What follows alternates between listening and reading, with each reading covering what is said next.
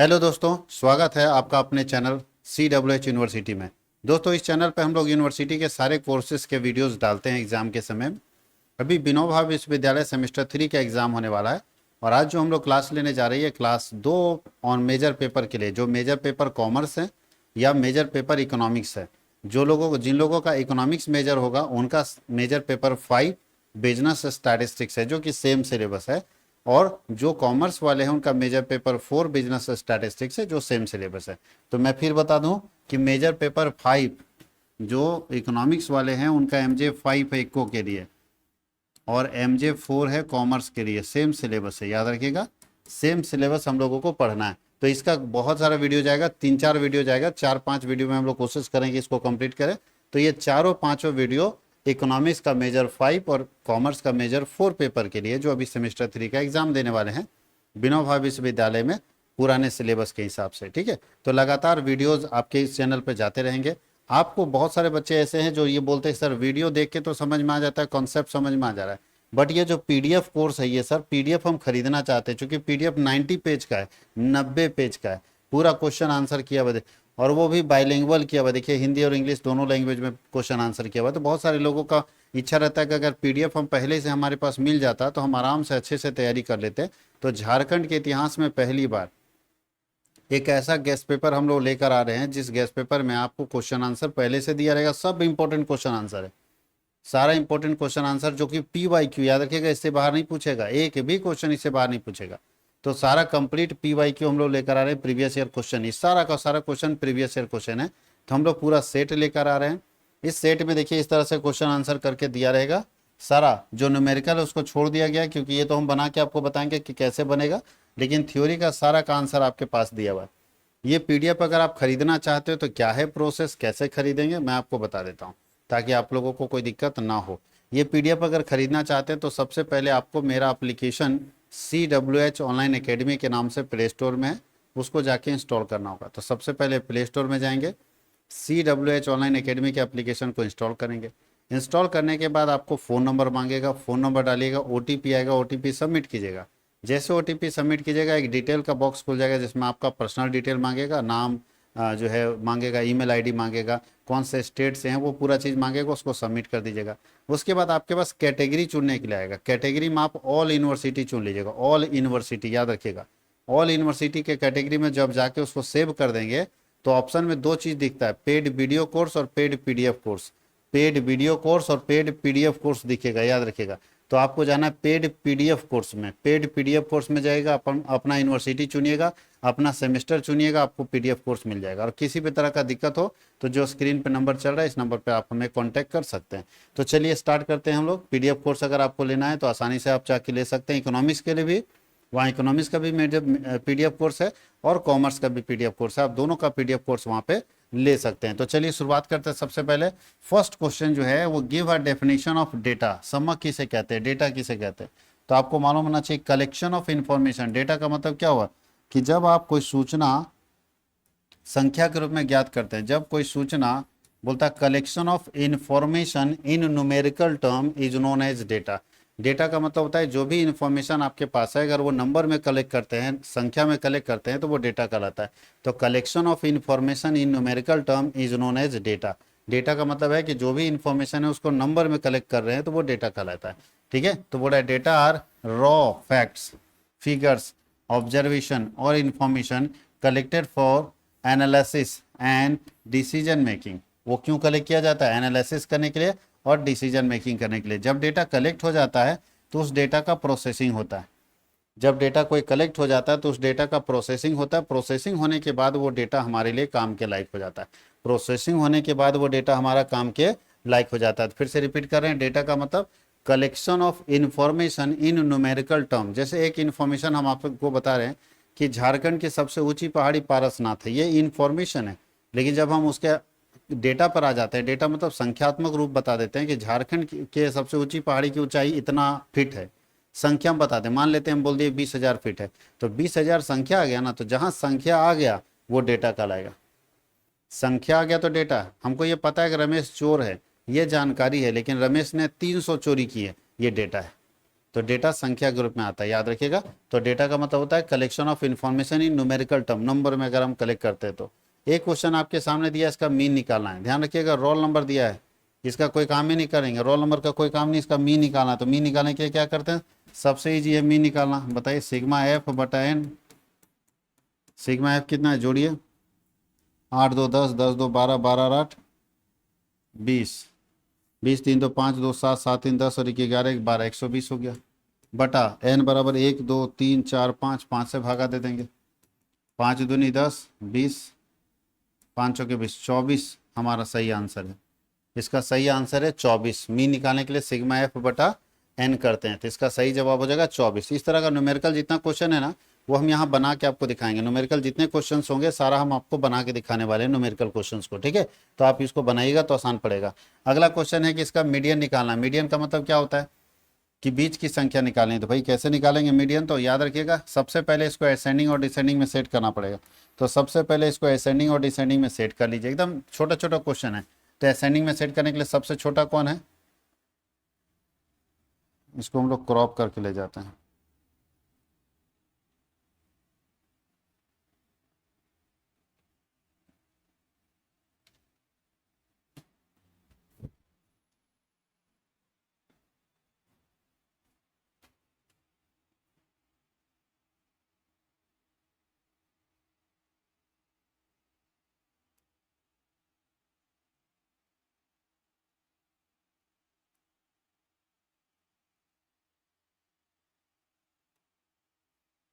सबसे पहले इसको set in ascending order, set in, आप जानते हैं कि मीडियन निकालने के लिए हमको असेंडिंग ऑर्डर में सेट करना पड़ता है, बढ़ते क्रम में सजाना पड़ता है। तो सबसे पहले सबसे छोटा कौन है, सबसे छोटा है 5.6,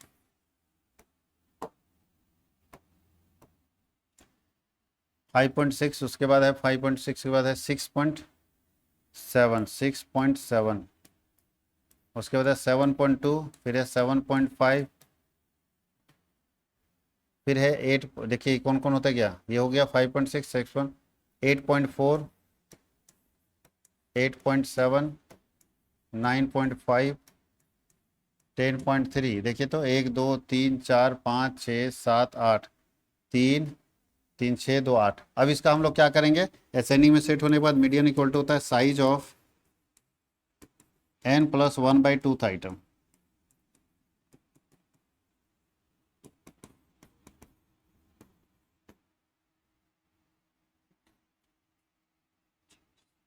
एट प्लस 1/2 करेंगे तो हो जाता है 9/2, और 9/2 का मतलब 4.5 आइटम। तो देखना है 4.5 आइटम कौन है, तो याद रखिएगा 4.5 आइटम जब दिया रहेगा तो आपको फोर्थ आइटम चौथी संख्या प्लस फिफ्थ आइटम पांचवी संख्या डिवाइडेड बाय 2 करना होगा। तो चौथी संख्या कौन है, 1 2 3 और 4, चौथी संख्या हमारा है 75, चौथी संख्या हमारा है 7.5 और पांचवी संख्या हमारा क्या है 8.4, और डिवाइड बाई 2 कर देंगे तो कितना आता है 8 7 15, 15.9 आ जाता है।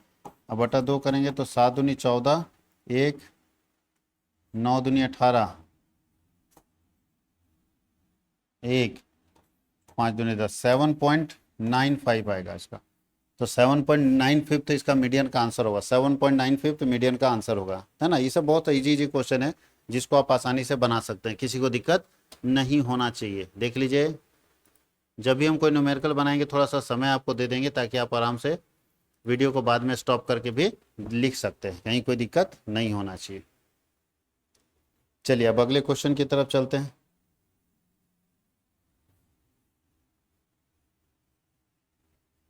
अगला क्वेश्चन में आपको पूछ रहा है कोरिलेशन निकालना है, कोफिशिएंट ऑफ कोरिलेशन निकालना है। तो चलिए कोफिशिएंट ऑफ कोरिलेशन हम लोग निकाल के दिखाते हैं कि इसमें से कौन सा आंसर होगा। तो कोफिशिएंट ऑफ कोरिलेशन का हमारा आंसर क्या होगा, चलिए यहाँ पे निकाल के दिखाते हैं।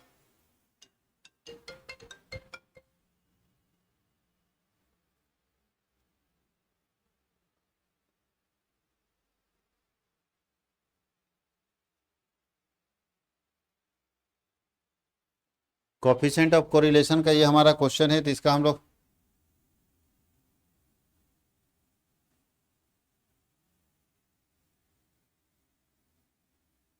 इसका फॉर्मूला देखते हैं। तो R इक्वल टू फॉर्मूला होता है सिग्मा एक्स वाई बटा root under sigma X square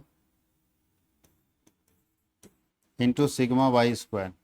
put कर दिए सिग्मा एक्स वाई, देखिए दिया हुआ अपने पास सिग्मा एक्स वाई कितना है 40 बटा root under sigma X square दिया हुआ है 80 इंटू सिग्मा वाई स्क्वायर 20 दिया। एन का यहाँ पे कोई काम है नहीं, तो ऊपर में 40 और नीचे रूट अंडर 8 दूनी 16 पे डबल जीरो 1600, मतलब 40 और नीचे 1600 का रूट तोड़ेंगे तो कितना आएगा 40 है ना, आएगा 4 चौके 16, तो 40 40 कट गया तो इसका 1 आ गया। यानी इसका अगर हम लोगों को कोरिलेशन निकालना हो तो कोरिलेशन इसका 1 है, याद रखिएगा इसका आंसर क्या आएगा 1 इसका आंसर होगा। तो 1 हमारा प्लस वाला इसका आंसर होगा, फर्स्ट वाला कोरिलेशन का आंसर होगा, देख लीजिए।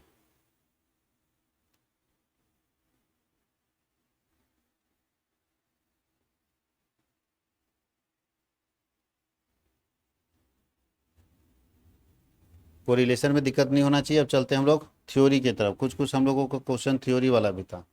What do you mean by regression, प्रतिगमन से आप क्या समझते हैं, तो ध्यान रखिएगा प्रतिगमन एक सांख्यिकी विधि यानी रिग्रेशन एक स्टैटिस्टिकल मेथड है जिसका उपयोग दो या दो से अधिक चरों के बीच के संबंध का अध्ययन करने तथा एक चर के आधार पर दूसरे चर का मान का अनुमान लगाने के लिए किया जाता है। जब दो या दो से अधिक वेरिएबल्स को आपस में स्टडी करना हो और एक चर के बेस पर दूसरे चर का एस्टिमेशन करना हो कि एक वेरिएबल के आधार पर दूसरे वेरिएबल का क्या वैल्यू है, तो उसके लिए हम लोग जिस इक्वेशन का इस्तेमाल करते हैं उसको बोलते हैं रिग्रेशन इक्वेशन। फिर से रिपीट कर रहे हैं, रिग्रेशन का मतलब ये रिग्रेशन स्टैटिस्टिक्स का एक ऐसा टूल है, सांख्यिकी का एक ऐसा टूल है जहां पे हम दो डेटा के बीच के डिफरेंसेस, दो डेटा के बीच के जो डिफरेंस मतलब जो संबंध है, रिलेशंस है, उसको स्टडी करते हैं और ये भी देखते हैं कि एक के परिवर्तन होने से दूसरे पर क्या असर पड़ेगा। उसके लिए हम लोग रिग्रेशन इक्वेशन का इस्तेमाल करते हैं।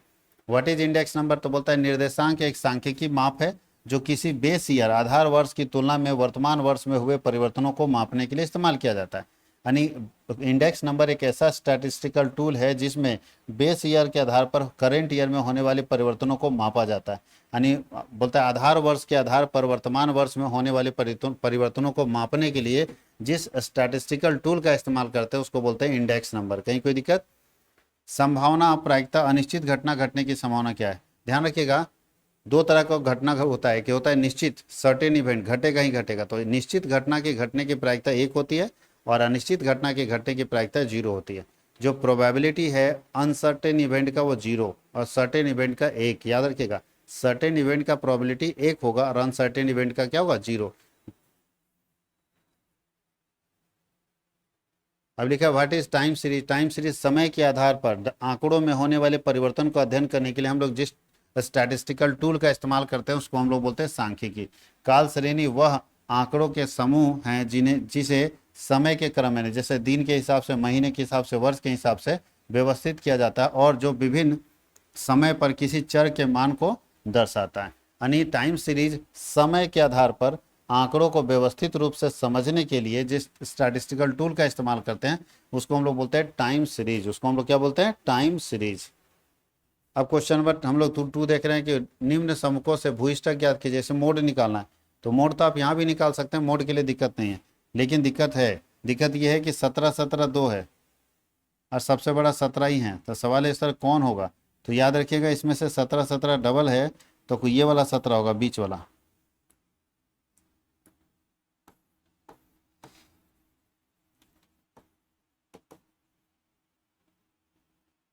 ये क्यों होगा ये क्यों नहीं होगा, तो हम लोग क्या करते हैं जब दो बराबर संख्या आ जाता है तो उसके आगे पीछे को जोड़ते हैं। तो जब हम इस 17 को लेते हैं तो ये तीनों जुड़ेगा और जब इस 17 को लेंगे तो ये तीनों जुड़ेगा, तो इसमें ये बाजी मार जाएगा क्योंकि 15 है 10 है, बाकी तो ये बाजी मार जाता है, इसलिए ये हमारा सही है। तो इसका ये हमारा क्लास दिया हुआ है, याद रखिएगा मोड का। अब चलिए शुरू करते हैं, तो ध्यान रखिए कि हमारा मोड लाइन है, तो जेड इक्वल टू होता है L1 प्लस आई बटा F1 minus F0 by 2 F1 minus F0 minus F2 और इंटू क्या होगा आई। L1 कितना है लोअर लिमिट तो 32 प्लस F1 बताइए कितना है, तो ध्यान रखिएगा जो जिसको मानते हैं वो F1 हो जाता है, ऊपर वाला F0 हो जाता है, नीचे वाला F2 हो जाता है। तो सेट कीजिए F1 कितना है 17 माइनस F0 कितना है 17 अब बटा 2 इंटू 17 माइनस 17 और माइनस F2 कितना है F2 15 और अंतर कितने का बाबू 8 का डिफरेंस है। चलिए वैल्यू पुट कर दीजिए।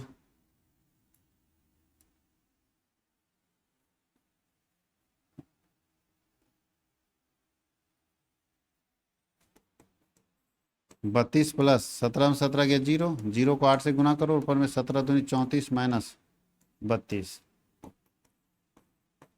जीरो बटा 2 करेंगे तो 32 है ना आएगा।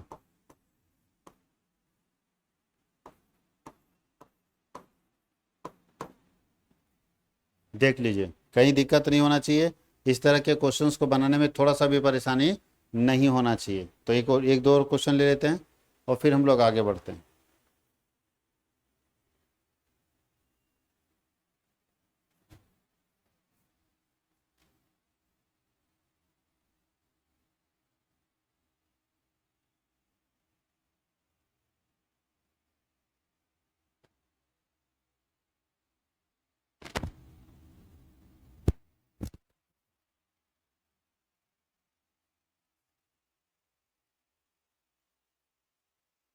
बन जाना चाहिए यहाँ तक। चलिए आगे बढ़ते हैं। अब आगे लिखा है कि फाइंड स्टैंडर्ड डेविएशन, मानक विचलन निकालना है। थोड़ा लंबा बनेगा, तो हम लोग ऐसा काम करते हैं, स्टैंडर्ड डेविएशन का क्वेश्चन जो है यहाँ से हम लोग क्वेश्चन अगले लेक्चर में लेकर जाएंगे, लेक्चर 2 में। ये लेक्चर 1 रिकॉर्ड हो चुका है, आप लोग इसको देखिए और ढेर सारा प्यार दीजिए। जो आपको लगता है अच्छा और खराब बात वो जरूर कमेंट सेक्शन में लिखिए। लेक्चर 2 जल्द ही जा रहा है और 90 पेज का टोटल है। हम लोग प्रयास कर रहे हैं कि पूरा का पूरा जो है वो 4 से 5 लेक्चर में चला जाए। तो 4 से 5 में सबसे ज़्यादा टाइम लग जाता है न्यूमेरिकल क्वेश्चन बनाने में। तो आप अगर पूरा कंप्लीट नहीं भी हो पाएगा तो आप पीडीएफ कोर्स खरीद के आप एप्लीकेशन से पढ़ सकते हैं, चाहे इकोनॉमिक्स वाले हो चाहे कॉमर्स वाले हो, सबका मेजर पेपर सेम है। आप पीडीएफ कोर्स वहां से खरीद सकते हैं और खरीद के उसका फायदा उठा सकते हैं, क्योंकि उस पीडीएफ कोर्स में 7 सब्जेक्ट का कोर्स है। जो भी आपका 7 सब्जेक्ट होगा सारा कोर्स उसमें अवेलेबल है। ये मत सोचिएगा कि सर 2 ही पेपर मिलेगा क्या, नहीं, सारे सब्जेक्ट के। अगर आपका कोई सब्जेक्ट वहाँ अपलोड नहीं है तो आप हमें फ़ोन जरूर कर दीजिएगा, हम अपलोड करवा देंगे बना के उसको। लेकिन सारे सब्जेक्ट का पूरा कंप्लीट नोट्स आपको एक जगह पे मिल जाएगा, याद रखना इस चीज़ को। तो आराम से आप ले सकते हैं और अपनी तैयारी को मजबूत कर सकते हैं। अगले लेक्चर का इंतजार कीजिए, जल्द ही आएगा आपके पास अगले लेक्चर। तब तक के लिए बहुत बहुत धन्यवाद।